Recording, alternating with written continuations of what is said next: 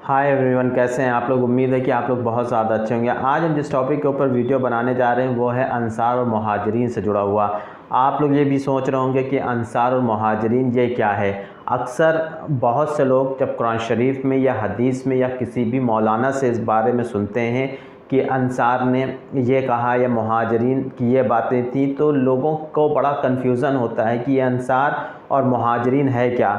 इसको समझ पाना बहुत से लोगों के लिए मुश्किल हो जाता है। इनको ये लगता है कि ये शायद किसी कास्ट से जुड़ा हुआ है, और अंसार को ज़्यादातर लोग अंसारी से कनेक्ट करने की कोशिश करते हैं कि अंसारियों को अंसार कहा जाता है और मुहाजिरीन शायद कोई कबीला है जिसके बारे में बात की जा रही है। लेकिन ऐसा बिल्कुल भी नहीं है, जबकि अंसार और मुहाजिरीन इन सारी चीज़ों से बिल्कुल उलट है और इसकी मीनिंग ही कुछ अलग है। वो हम आज आप लोगों के साथ शेयर करेंगे। वो शेयर करने के पीछे वजह भी है, क्योंकि हम लोग हिजरत के सारे इंपॉर्टेंट इवेंट्स को आप लोगों के साथ शेयर कर रहे हैं, और आपने देखा है कि हमने पूरा हिजरत का किस्सा आप लोगों के साथ शेयर किया है, जिसमें हर चीज़ को बताया है कि हुजूर ने किस तरह से हिजरत की थी और उन आपको किस किस तरह की परेशानियां झेलनी पड़ी थी। चले थे जब मक्का से आपने हिजरत की थी मदीने की तरफ, तो उन परेशानियों को भी हमने आप लोगों के साथ शेयर किया है। अच्छा, जब बात आती है अंसार की और मुहाजिरीन की, तो इसको अभी हम 1947 के इवेंट के साथ जोड़ सकते हैं। होता क्या है कि ज़्यादातर लोग क्या करते हैं कि अपनी जगहों को, अपने घर बार को छोड़कर दूसरी जगह पर शिफ्ट हो जाते हैं। ठीक है, शिफ्ट होने के पीछे बहुत बड़ी वजह हो सकती है रोज़ी रोटी का होना, रिस्क का होना, या उस जगह पर किसी तरह की कोई बीमारी का आ जाना, जिसकी वजह से मजबूरी में हमें अपना घर बार छोड़ना पड़ता है।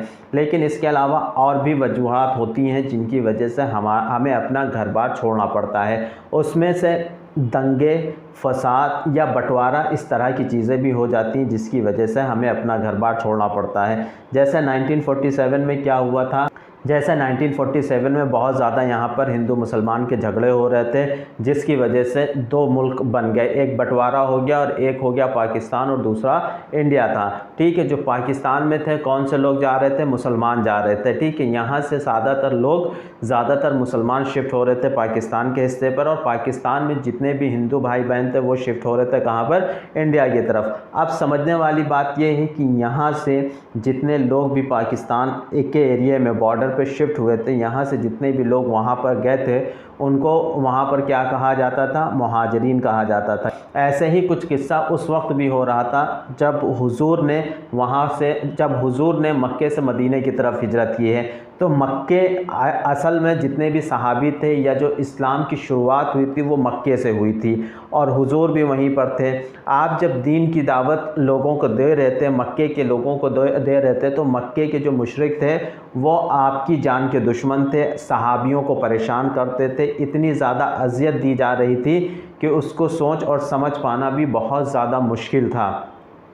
इसी वजह से हुजूर ने अपने सारे सहाबियों को कहा कि आप लोग यहाँ से हिजरत करके कहाँ तशरीफ़ ले जाओ, मदीने की तरफ ले जाओ। तो सहाबी धीरे धीरे करके छुप छुपा के मदीने पहुँचने लगे। बाद में हुजूर ने भी मक्के से मदीने की तरफ हिजरत की और मदीने जाकर क़याम किया। अब मदीने जाकर क़याम करने के पीछे रीज़न क्या था कि यहाँ पर परेशान किया जाना, बाइकआउट किया जाना और यहाँ पर हक़ की बात को सुनने से मना करना, ये सारी वो वजह थी जिसकी वजह से हुजूर मक्के से मदीने की तरफ हिजरत करके गए।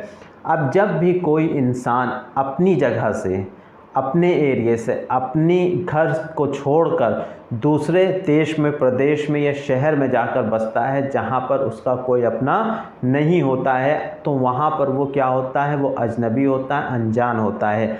लेकिन अगर इस्लामिक नाम से उसको समझा जाए या अरबिक वर्ड में उसको समझा जाए तो ये कहा जाता है कि ऐसा इंसान जो किसी दूसरी जगह से शिफ्ट हुआ है किसी और जगह पर, तो उसको मुहाजिर कहा जाता था। इसलिए मुहाजिर का बहुत ज़्यादा इस्तेमाल किया जाता है। जितनी भी हदीसें हैं या कुरान में हैं, जहाँ पर भी आप देखेंगे अंसार या मुहाजिरीन का वर्ड यूज़ किया जाता है, इसका मतलब मुहाजिरीन वो लोग कहे गए हैं जो मक्के से मदीने की तरफ हिजरत करके गए थे, और अंसार वो लोग हैं जो वहाँ के क़यामी लोग थे, वहाँ के रहने वाले लोग थे और वहाँ पर ही अपनी ज़िंदगी को गुज़र बसर कर रहे थे, वो कहीं शिफ्ट नहीं हुए थे।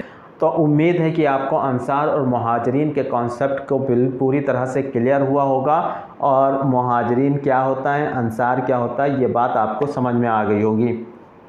उम्मीद है कि ये वीडियो आप लोगों को पसंद आया होगा। अगर पसंद आया तो लाइक और सब्सक्राइब ज़रूर करिएगा। आज के लिए इतना ही। Thank you very much.